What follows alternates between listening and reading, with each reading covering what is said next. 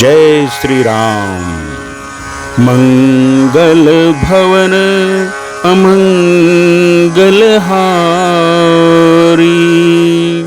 द्रवौ सो दशरथ अजीर बिहारी। दीन दयाल बिरदु संभारी,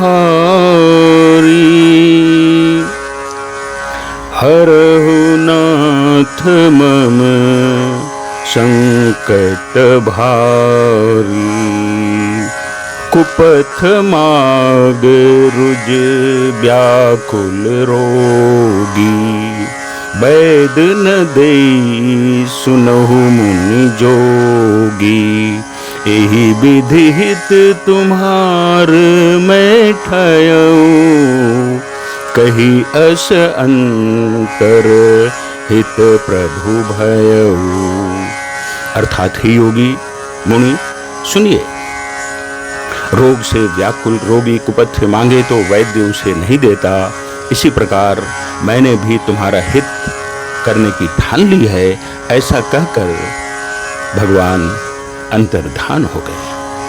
माया विबस भय मुनि मूढ़ा, समुझी नहीं हरि गिरा निगूढ़ा। गवने तुरत तहाँ ऋषिराई, जहाँ स्वयंवर भूमि बनाई। अर्थात माया के वशीभूत होकर मुनि ऐसे मूढ़ हो गए थे कि वे भगवान की अगूढ़ यानी स्पष्ट वाणी को भी न समझ सके। ऋषिराज नारद जी तुरंत वहां गए जहां स्वयंवर की भूमि बनाई गई थी। निज निज आसन बैठे राजा, बहु बनाव करी सहित समाजा। मुनि मन हरस रूप अति मोरे, मोहित जी आनहि बरी न भोरे। अर्थात राजा लोग खूब सज धज कर समाज सहित अपने अपने आसन पर बैठे थे। मुनि नारद मन ही मन प्रसन्न हो रहे थे कि मेरा रूप तो बड़ा सुंदर है, मुझे छोड़ कन्या भूल कर भी दूसरे को नहीं वरेगी। मुनि हित कारण कृपा निधाना, दीन कुरूप न जाई बखाना। सो चरित्र लखी काहू न पावा, नारद जान सबहि सिर नावा। अर्थात कृपा निधान भगवान ने मुनि के कल्याण के लिए उन्हें ऐसा कुरूप बना दिया कि जिसका वर्णन नहीं हो सकता। पर यह चरित्र कोई भी न जान सका। सबने उन्हें नारद ही जानकर प्रणाम किया। रहे तहाँ दुई रुद्र गणों, ते जानहि सब भेव। विप्र बेश देखत फिरहि, परम कौतुकी तेव। अर्थात वहां दो शिव जी के गण भी थे। वे सब भेद जानते थे और ब्राह्मण का वेश बनाकर सारी लीला देखते फिरते थे। वे भी बड़े मौजी थे। जेहि समाज बैठे मुनि जाई, हृदय रूप मिति अधिकाई। तहाँ बैठे महेश गण दो, विप्र बेश गति लखई न को। अर्थात नारद जी अपने हृदय में रूप का बड़ा अभिमान लेकर जिस पंक्ति में जाकर बैठे थे, ये शिव जी के दोनों गण भी वहीं बैठ गए। ब्राह्मण के वेश में होने के कारण उनकी इस चाल को कोई जान न सका। करहि कूटी नारद ही सुनाई, नेक दीन्हि हरि सुंदरताई।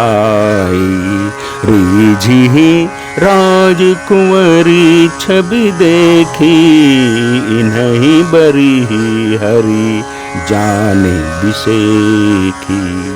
अर्थात वे नारद जी को सुना सुनाकर व्यंग वचन कहते थे।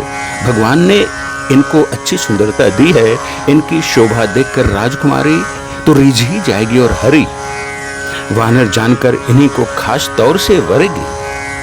मुनि ही मोह मन हाथ पर आए, हंसहि शंभु गण अति सचुपाए। जदपि सुनहि मुनि अटपट बानी, समुझि न परई बुद्धि भ्रम सानी। अर्थात नारद मुनि को मोह हो रहा था, क्योंकि उसका मन दूसरे के हाथ यानी माया के वश में था। शिव जी के गण बहुत प्रसन्न होकर हंस रहे थे। यद्यपि मुनि उनकी अटपटी बातें सुन रहे थे, पर बुद्धि भ्रम में सनी हुई होने के कारण वे बातें उनकी समझ में नहीं आती थीं। उनकी बातों को वे अपनी प्रशंसा समझ रहे थे। काहू न लखा सो चरित बिसेखा, सो स्वरूप नृप कन्या देखा। मरकट बदन भयंकर देही, देखत हृदय क्रोध भाते। अर्थात इस विशेष चरित्र को और किसी ने नहीं जाना, केवल राजकन्या ने इनका वह रूप देखा। इनका बंदर का सा मुंह और भयंकर शरीर देखते ही कन्या के हृदय में क्रोध उत्पन्न हो गया। सखी संग ले कुंवरी तबा, चली जनु राज मराल। देखत फिरई महीप सबा, कर सरोज जयमाल। अर्थात तब राजकुमारी सखियों को साथ लेकर इस तरह चली मानो राजहंसिनी चल रही है। वह अपने कमल जैसे हाथों में जयमाला लिए सब राजाओं को देखते हुए घूमने लगे। जेहि दिशि बैठे नारद फूली, सो दिशि तेहि न बिलोकी भूली। पुन पुन मुनि उकसहि अकुलाहि, देखी दशाहर गण मुस्काहि। अर्थात जिस ओर नारद जी रूप के गर्व में फूले बैठे थे, उस ओर उसने भूल कर भी नहीं देखा। नारद मुनि बार बार उचकते और छटपटाते हैं। उनकी दशा देखकर शिव जी के गण मुस्कुराते हैं। धरि नृप तनु तह गयो कृपाला, कुंवरी हरसी मेलेउ जयमाला। दुल्हनी ले गए लक्ष्य निवासा, नृप समाज सब भयउ निराशा। अर्थात कृपालु भगवान भी राजा का शरीर धारण कर वहां जा पहुंचे। राजकुमारी ने हर्षित होकर उनके गले में जयमाला डाल दी। लक्ष्मी निवास भगवान दुल्हन को ले गए। सारी राजमंडली निराश हो गई।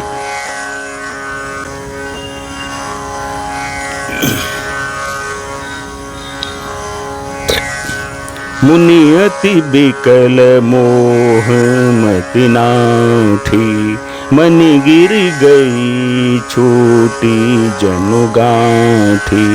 तब हर गण बोले मुस्काई, निज मुख मुकुर बिलो कहु जाई। अर्थात मोह के कारण मुनि की बुद्धि नष्ट हो गई थी। इससे वे राजकुमारी को गई देखकर बहुत ही विकल हो गए, मानो गांठ से छूटकर मणि गिर गई हो। तब शिव जी के गणों ने मुस्कुराकर कहा, जाकर दर्पण में अपना मुंह तो देखिए। हस कही दो भागे भय भारी, बदन दीख मुनि बारी निहारी।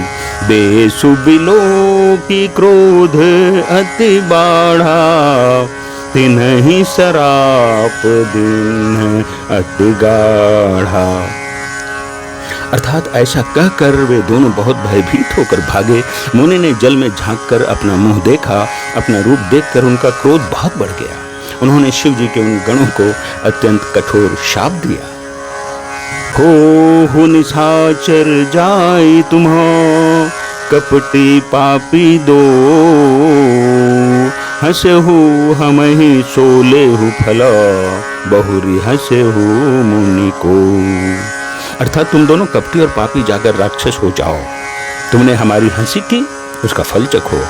अब फिर किसी मुनि की हंसी करना। पुनि जल दीख रूप निज पावा, तदपि हृदय संतोष न आवा। फरकत अधर कोप मन माही, सपदि चले कमलापति पाही। अर्थात मुनि ने फिर से जल में देखा तो उन्हें अपना असली रूप प्राप्त हो गया। तब भी उन्हें संतोष नहीं हुआ। उनके ओंठ फड़क रहे थे और मन में क्रोध भरा हुआ था। तुरंत ही वे भगवान कमलापति के पास चले।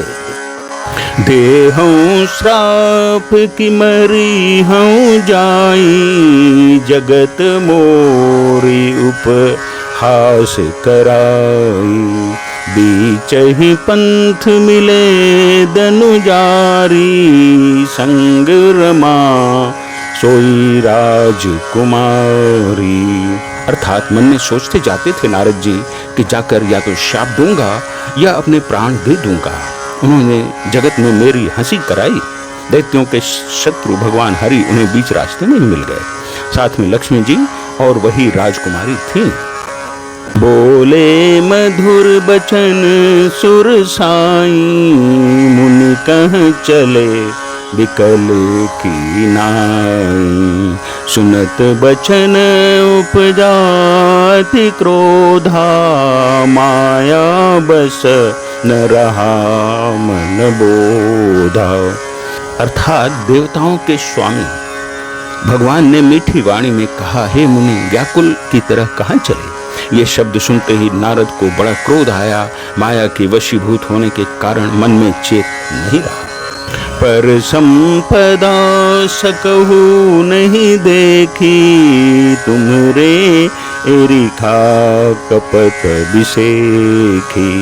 मथत सिंधु रुद्रहि बौरायहु, सुरन प्रेरी विष पान करायहु। अर्थात मुनि ने कहा, तुम दूसरों की संपदा नहीं देख सकते, तुम्हारे ईर्ष्या और कपट बहुत है।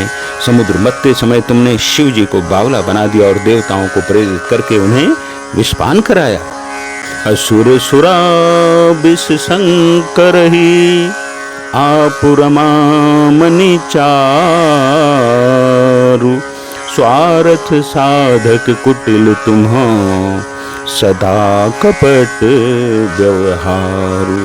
अर्थात असुरों को मदिरा और शिव जी को विष देकर तुमने स्वयं लक्ष्मी और सुंदर कौस्तुभ मणि ले ली। तुम बड़े धोखेबाज और मतलबी हो, सदा कपट का व्यवहार करते हो। मंगल भवन अमंगल हारी, द्रव सुदशरथ अजिर बिहारी। दीन दयाल बिरदु संभारी, हरहु नाथ मम संकट भारी।